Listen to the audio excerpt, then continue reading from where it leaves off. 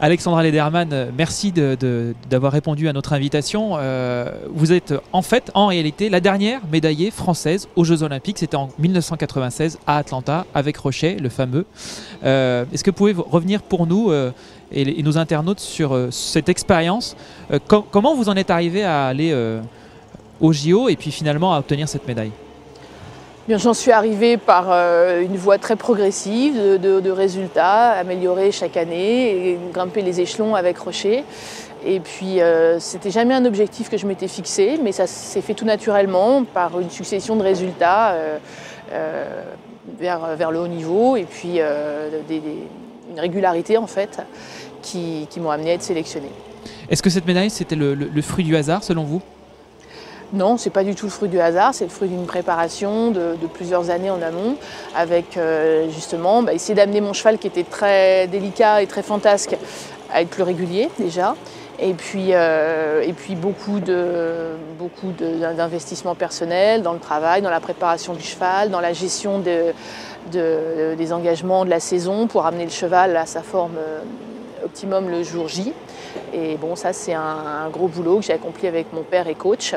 Et puis voilà, avec les sélections de Patrick Caron, l'entraîneur national de l'époque, on a réussi à amener Rochet à sa forme optimale pour les JO et à le maintenir en forme toute la durée de la compétition. Justement, est-ce qu'il faut un type de cheval particulier pour affronter ce genre d'épreuve? Je pense qu'il faut déjà un cheval très régulier et puis il faut un cheval aussi qui est très endurant et assez dans le sang pour affronter la durée de la compétition. Dans mon cas, en plus, ça s'est déroulé dans des conditions climatiques assez extrêmes puisqu'il faisait excessivement chaud à Atlanta au mois d'août cette année-là, avec un taux d'humidité de 98%. Donc il faut vraiment des chevaux très dans le sang pour supporter l'effort dans ces conditions de température extrême. Et ce n'est pas le cas partout, évidemment. Je pense qu'à Londres, ils ont dû avoir moins chaud.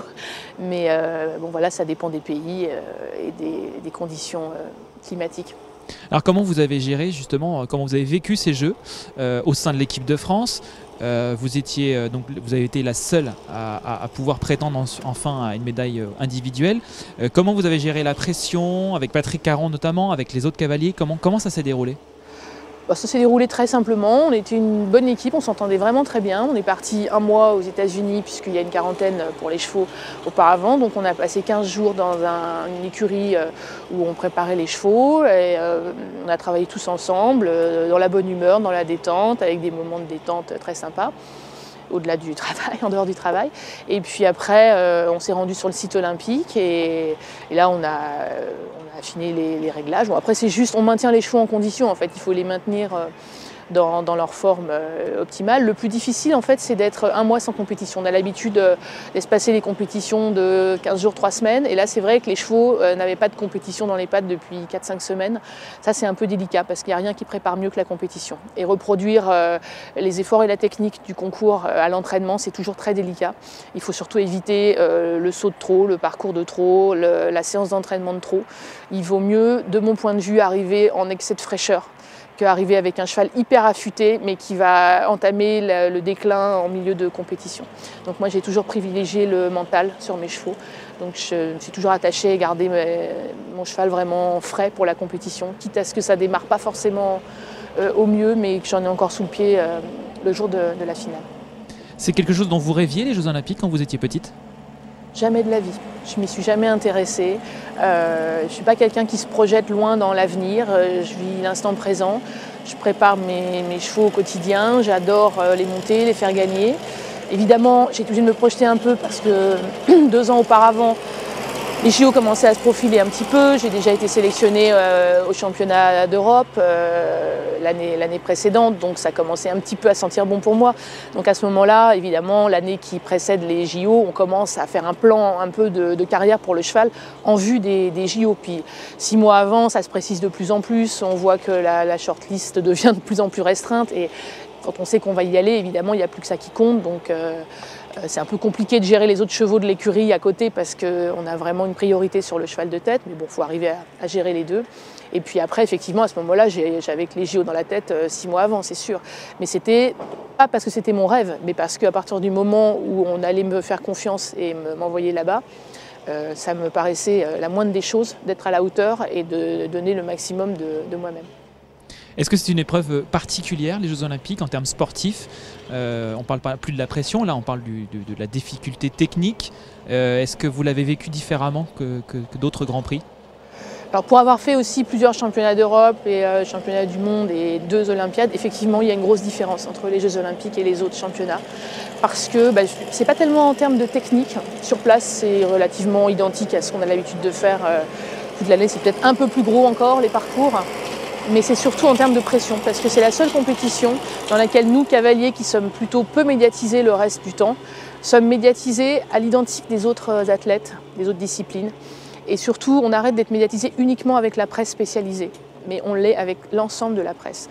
Et donc, il n'y a plus une journée dans votre vie, 6 mois avant, vous n'avez pas quelqu'un qui vous rappelle que vous allez y aller et qu'on attend beaucoup de vous. Donc, ça va du journaliste de Paris Match à votre boulangère qui vous dit « Dis donc, il faut y aller, il faut gagner aux Jeux Olympiques, il faut nous ramener une médaille ». Et ça, c'est vrai que c'est amusant, c'est drôle, c'est sympathique, mais insidieusement, ça vous rentre bien dans le crâne, vous n'avez pas le droit à l'erreur. Vous avez d'autant moins le droit que c'est tous les 4 ans. Et vous n'êtes pas sûr d'y aller 4 ans après parce que vous pouvez très bien plus avoir de cheval à ce moment-là. Donc vous vous dites que c'est maintenant ou jamais, vous ne pouvez pas vous louper. Alors que sur un Grand Prix ou même sur un championnat d'Europe qui a lieu tous les 2 ans, vous pouvez vous dire « Ah bah si c'est pas cette fois-là, ce sera la prochaine ». Mais là, vous n'avez pas le droit à l'erreur. Et ça s'inscrit dans votre cerveau et dans vos veines très profondément au fur et à mesure qu'on se rapproche de la compétition. Et ça ne facilite pas la sérénité, on va dire, pendant la compétition. Mais ça fait partie du job de la gérer, justement. Cette médaille de bronze, est-ce que ça a changé quelque chose dans votre quotidien de cavalière? Alors ça a beaucoup changé les 3 mois qui ont suivi la médaille, puisque à ce moment-là j'ai eu une avalanche de sollicitations médiatiques, de réceptions en mon honneur ou en l'honneur de l'ensemble des athlètes français médaillés. Donc effectivement on n'a plus beaucoup de temps pour soi, ça devient un peu compliqué de gérer son travail au quotidien et les sollicitations. Mais bon, à un moment donné, il faut savoir dire non pour reprendre le cours de sa vie et le travail au quotidien. Et sinon, en dehors de ça, ça n'a pas changé grand-chose puisque j'ai pas vraiment eu d'avalanche de demandes de propriétaires pour me confier des chevaux, par exemple. Il n'y a rien eu, il s'est rien passé en fait après les JO, hormis le bonheur d'avoir gagné cette médaille. Alors justement, est-ce que les Jeux Olympiques vous font toujours envie, pas forcément rêver puisque vous n'en avez jamais rêvé, vous nous l'avez dit. Est-ce que ça vous fait envie aujourd'hui de continuer à essayer de revenir au haut niveau? Vous avez quand même quelques chevaux, de bons chevaux de Grand Prix. D'ailleurs, vous continuez à tourner sur des Grands Prix à 1m50, 1m55. C'est des choses qui vous font envie encore ou pour vous, le très haut niveau, finalement, c'est pas forcément quelque chose qui vous fait avancer? C'est tout le contraire. Au contraire, c'est quelque chose qui me fait vraiment envie. Ça fait 15 ans que je n'y suis plus et que j'en rêve parce que c'est ma vie, c'est ce que j'aime faire.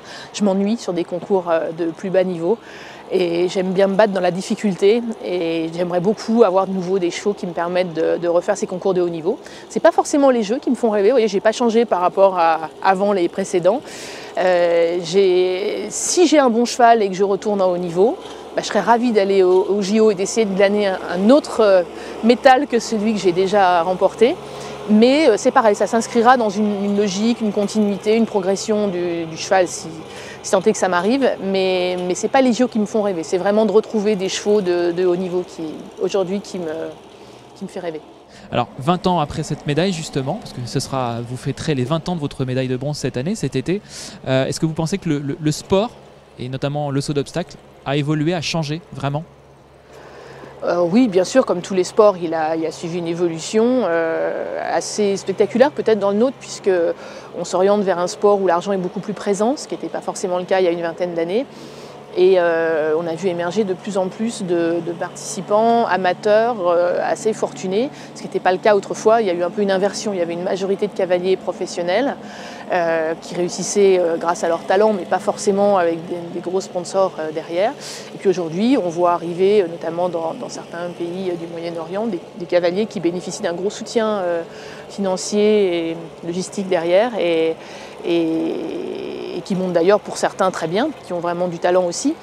Mais c'est vrai qu'il y a aussi beaucoup de cavaliers amateurs dont c'est pas le métier forcément, mais qui arrivent à force de travail, parce qu'il en faut quand même beaucoup, et de bons chevaux, à avoir des performances importantes à haut niveau. Donc tout ça c'est un petit peu nouveau effectivement.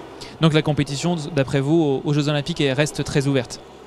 De toute façon, les Jeux Olympiques, c'est par essence une compétition très ouverte. La spécificité des JO et la pression qu'ils génèrent font qu'on a fréquemment vu les favoris s'écrouler et des moins favoris émerger. Le format aussi de l'épreuve favorise ça, puisqu'on remet les compteurs à zéro pour la finale. Et ce qui n'est pas le cas des championnats d'Europe ou des Jeux équestres mondiaux. Et donc tout est ouvert, c'est un petit peu comme un Grand Prix. La finale des Jeux Olympiques. Un Grand Prix, vous pouvez très bien avoir un vainqueur une semaine, un autre vainqueur la semaine d'après et changer de vainqueur toutes les semaines. Au JO, du fait que vous ne traînez pas vos scores depuis le début de la compétition jusqu'au bout, ça change aussi la donne. Il est moins question de régularité et il est plus question de résistance à la pression. Alexandra, en tout cas, merci infiniment d'être venu sur ces Jeux d'Atlanta, donc en 1996. On vous souhaite de retrouver un cheval à la mesure de votre talent et à très bientôt. Merci beaucoup, merci à vous.